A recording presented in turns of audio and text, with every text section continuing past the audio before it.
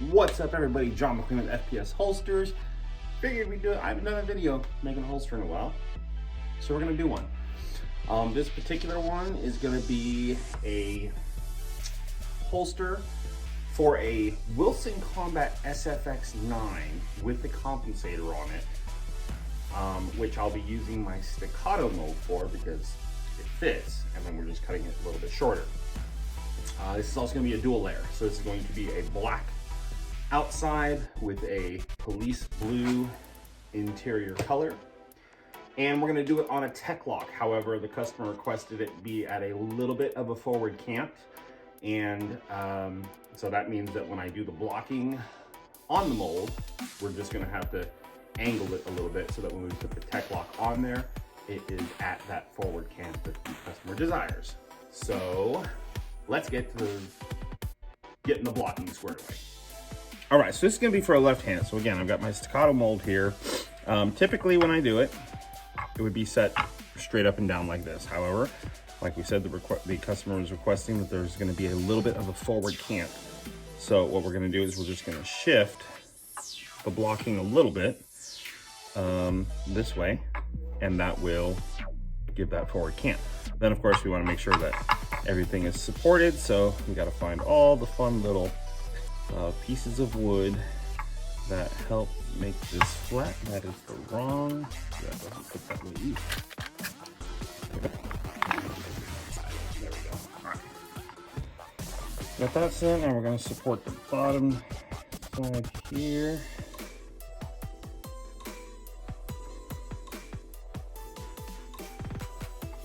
As you can see, this is a very, very exact science. All right. A little bit of a cant.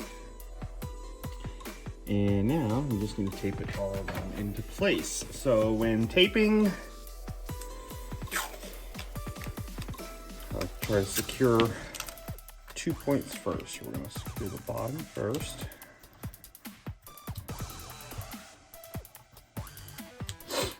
And we're going to secure the top. And now I just want to fill in the gaps, try and help keep the Kydex from getting sucked up underneath it, so that once it cools and we remove it from the press, the vacuum table, that the Kydex doesn't want to rip everything up with it. Not that, it's not a big deal when I'm just kind of making a one-off holster, but when I go into mass production mode, like for Ben Stoker's Pro Shop, like I need to get, 10, 15, 20 of these holsters molded. And every time I pull the Kydex off, if the blocking comes off with it, then I need to spend an extra 4 or 5 minutes trying to get that all squared away and put back in the same location. And it just becomes very, very time consuming. So I try to make it so that everything stays where it is the first couple of presses at least. Here. So next thing I'm going to do is find some sort of sharp object like this VMAX bullet, and we're going to poke, poke, poke, poke, poke, poke, poke. So the cool thing I like about this particular blocking is that it's designed for everything. Like, well, not everything. The foamy clip, I have a separate blocking for that, but like tech lock is 1, 2, 3, 4, 5. QLS is 1, 2, 3. And like the T connector from Safariland is also 1, 2, and 3. The Henning T1000 hanger is 1, 2, 3. The Ben Stoker's Pro Shop Boss hanger is 1 and 2. Like, this whole pattern is probably one of the most universals here in the gun industry, so that's why I like to go with that particular pattern. So I've got the heat press going. It is heating up still. It's at 275 right now. We're going to get it up to 380. We're going to press it down so that the silicone mat on the bottom gets a little bit preheated, and then we're going to put our 2 layers of Kydex. Since it's dual layer with the black on the outside, means that the blue needs to go on the bottom, but when we put it into the mold or into the heat press, we're going to put it blue side up, and we'll heat it up for 375 seconds. let the Kydex get nice and fused together, and then we'll throw it on the vacuum table. We are about there, so we're going to drop this down, let that preheat the silicone pad a little bit so that it doesn't take as long to heat the Kydex up, and we make sure we get that temperature up nice and quickly, and that this Kydex fuses together nicely. And then we'll get on the vacuum table. So let's get to work. So just a bit of screen mesh. That's obviously put over the hole to make sure that the vacuum pressure and everything is equalized over the mold. That's from Pale Horse Concealment. And yeah, let's get the Kydex in and heat it up. We are all preheated up. Let's set the Kydex in place. And 375 seconds. The press is about to start screaming at me. We're gonna get the Kydex off, on, cover it with the foam, then the frame, and then turn the vacuum pump on. Nice, super heated. Excellent. Okay. Over our mold here. Foam over that frame, and then turn the vacuum pump on.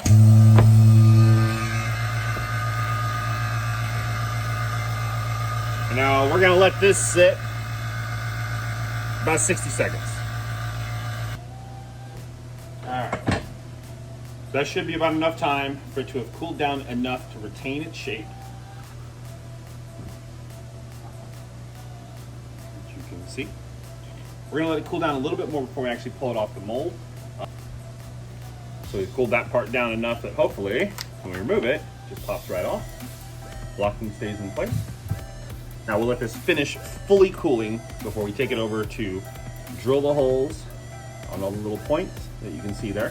Tech lock, so it's gonna be the T1, 2, 3, and then the outside of the ovals. We'll cut it, fold it, and get this holster finished. The whole pattern, pretty simple. You'll find all the retention points, have little indicators.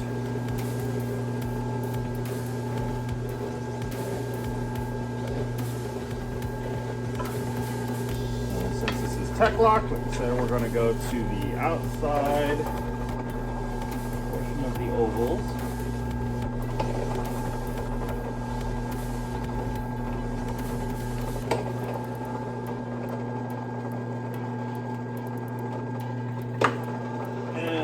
Two more center holes.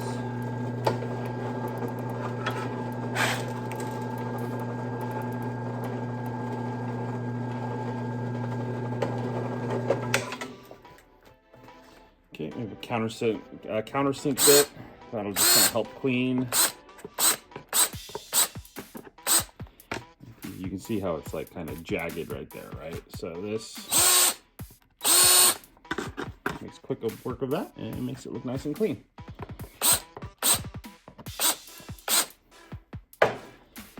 Bandsaw time.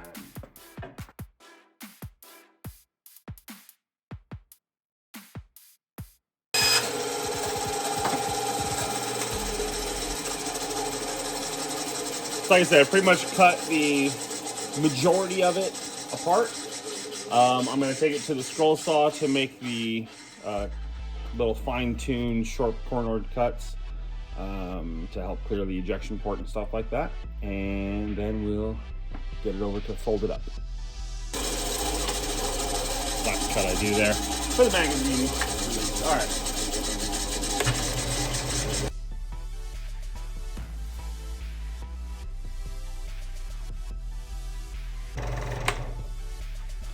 So that gives us the very rough shape of what we're looking to get done. And now we're going to take it over to reheat the middle up and fold this up. And then we'll just have to do the final cuts and then clean up all the edges and we'll be done. Now the important thing to note when you're doing a dual layer Kydex holster like this, single layer, it's not that big of a deal, just heat the middle up. But because this is a dual layer, we want to try and keep the two layers fused. And when you start to reheat it up, what you can do is you can loosen up that bond a little bit. So I want to heat it up kind of slow and kind of evenly, because if you don't heat up one side more than the other, what will happen is when you go to fold it, the creases will start to pull apart and you'll get these little gaps in it.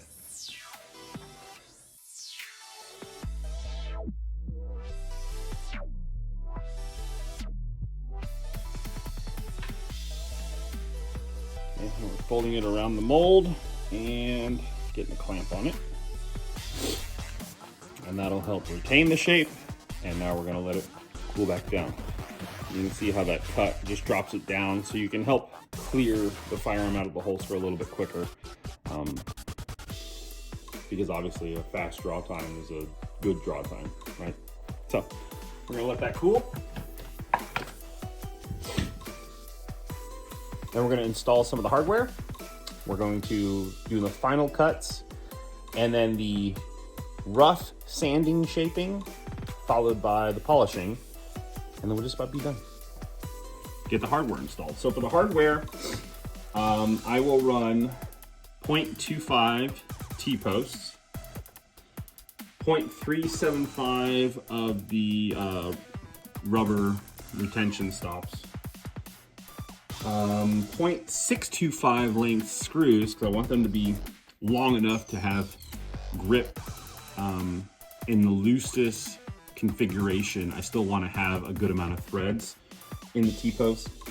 And then for dual AR holsters, I actually use colored finishing washers for the retention screws to help, flash it up a little bit.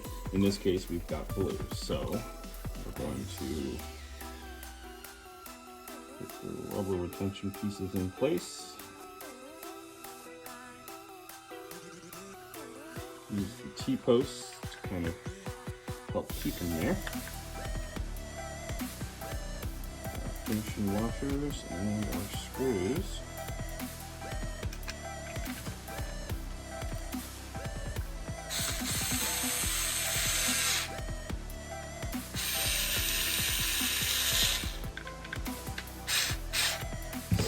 All right, now that's gonna help keep this holster from like twisting or anything like that when we put it on the sander or when we're polishing it. So that's why I put the hardware in right now.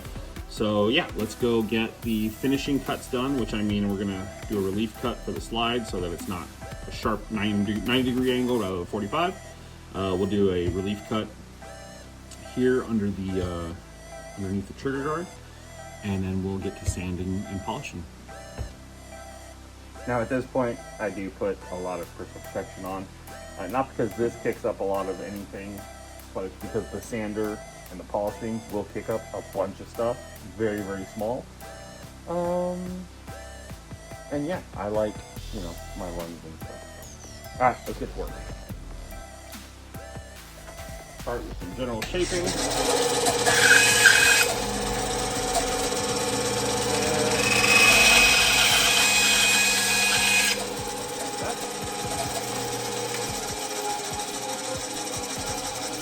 Cut an angle there, cut an angle here.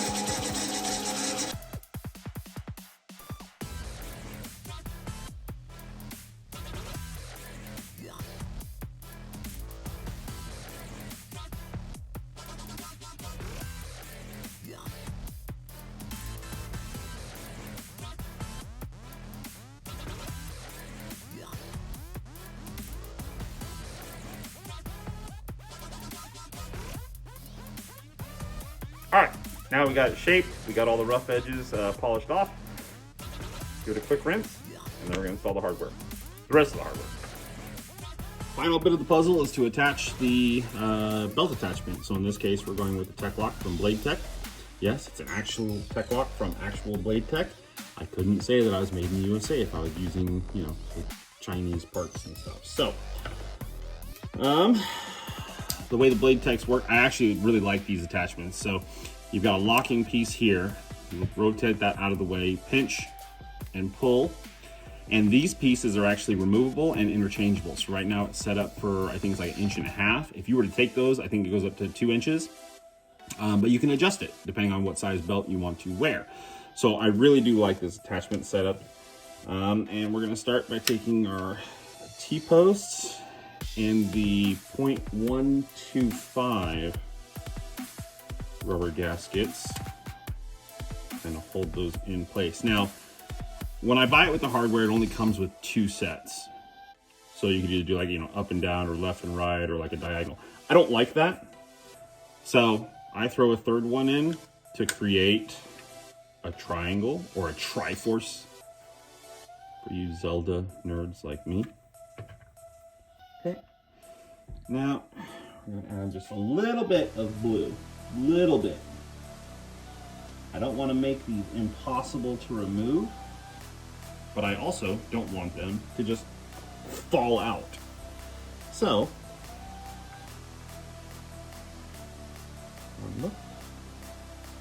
load them up, load them up. 1, 2, 2,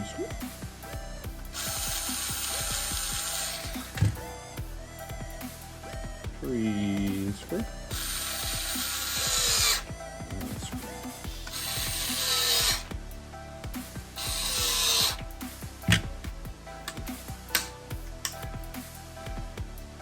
And voila.